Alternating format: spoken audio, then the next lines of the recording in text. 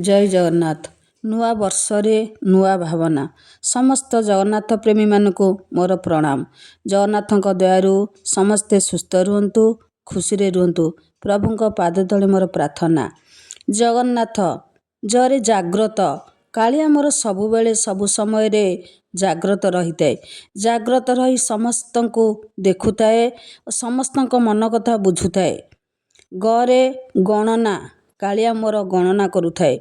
ସମସ୍ତଙ୍କର ଜୀବନ କାହାଣୀକୁ ହିସାବ କରି ଗଣନା କରିଥାଏ। ଶେଷ ସମୟରେ ସବୁ ହିସାବ ନିଏ। ନାଁରେ ନାଟକ।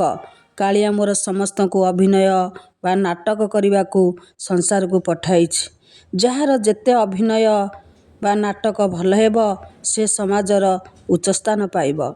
ଥରେ ଥକା ମାରିବା, ବିଶ୍ରାମ ନେବା, ନିଜର ସମସ୍ତ କାର୍ଯ୍ୟ ଛାଡ଼ି ପୁରୀ ଯିବା, ତା ବଡ଼ଦାଣ୍ଡରେ ଥକା ମାରି ବସିବା, ମନ କଥା କହିବା, ଚକା ଆଖିକୁ ଦେଖିବା। ଜୟ ଜଗନ୍ନାଥ ସମସ୍ତଙ୍କୁ କହିବା। ମା ମାନଙ୍କୁ ମୋର ଅନୁରୋଧ, ସବୁବେଳେ ଜାଗ୍ରତ ରୁହନ୍ତୁ। ପିଲାମାନଙ୍କର ମନ କଥା ବୁଝନ୍ତୁ।